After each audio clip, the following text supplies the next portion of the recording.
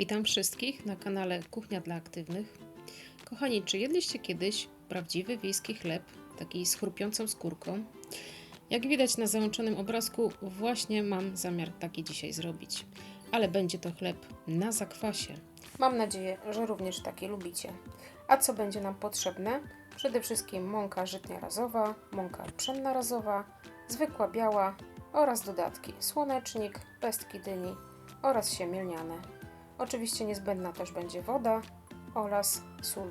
A więc do dzieła. Do szklanej miski wsypujemy wszystkie suche produkty. Mąkę żytnią razową, mąkę pszenną razową, zwykłą pszenną białą mąkę oraz dodatki nasiona słonecznika, nasiona siemienia lnianego, pestki dyni i oczywiście sól. Do tego wszystkiego wkładamy jedną bardzo dużą łyżkę zakwasu.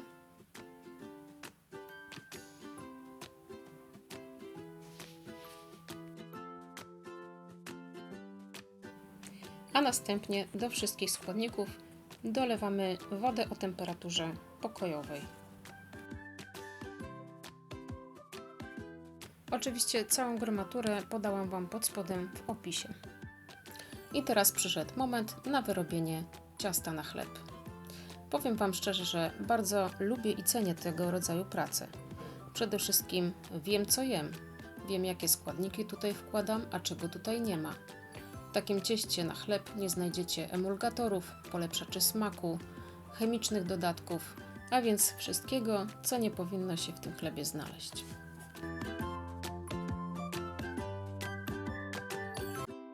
Słuchajcie, tak się zagadałam o tym, jakie korzyści są z pieczenia domowego chleba, że zapomniałam o tym, czyli o jeszcze jednym składniku, a mianowicie o otrębach.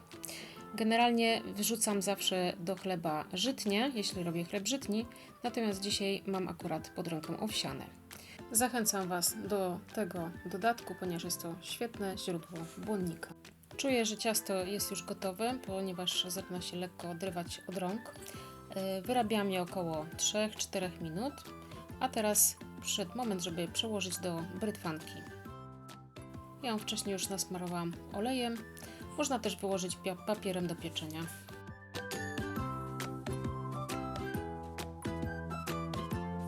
Ciasto jest już w brytwance i teraz ważna rzecz. Do wyparzonego, wyszorowanego słoiczka odkładamy sobie 1 bądź 2 łyżki tego ciasta. A dlaczego? Dlatego, że za 3 dni, kiedy postoi ono w lodówce, będzie się już nadawało do wyrobu kolejnego chleba. Będzie to po prostu nowy zakwas. I przypomnę tylko, że 1 łyżka takiego zakwasu wystarcza do wyrobienia jednego chleba, dlatego ja właśnie odłożyłam 2, ponieważ będę piekła 2 bochenki. Słoik szczelnie zakręcamy i na wierzch najlepiej jest dać sobie taką karteczkę. Ja tutaj wpisuję datę właśnie od 3 do 10 dnia aktywność zakwasu. Zakwas trzymamy oczywiście w lodówce i zużywamy go do ostatniego dnia, który jest zapisany.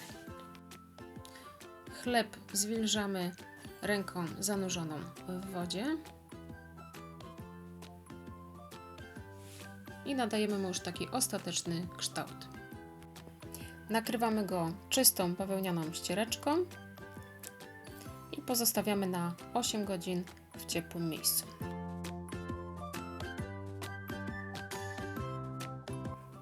I teraz chleb pieczemy w temperaturze 150 stopni przez pół godziny, a potem przez 20 minut jeszcze na 180 stopni. Chleb się już pięknie upiekł.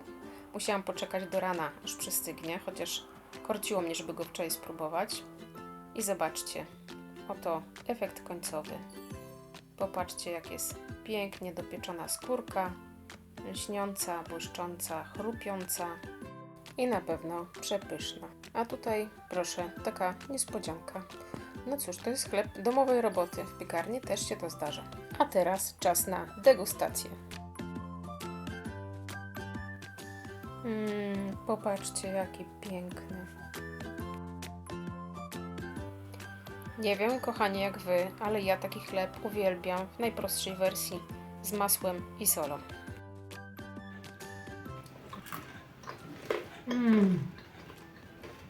Przepyszna.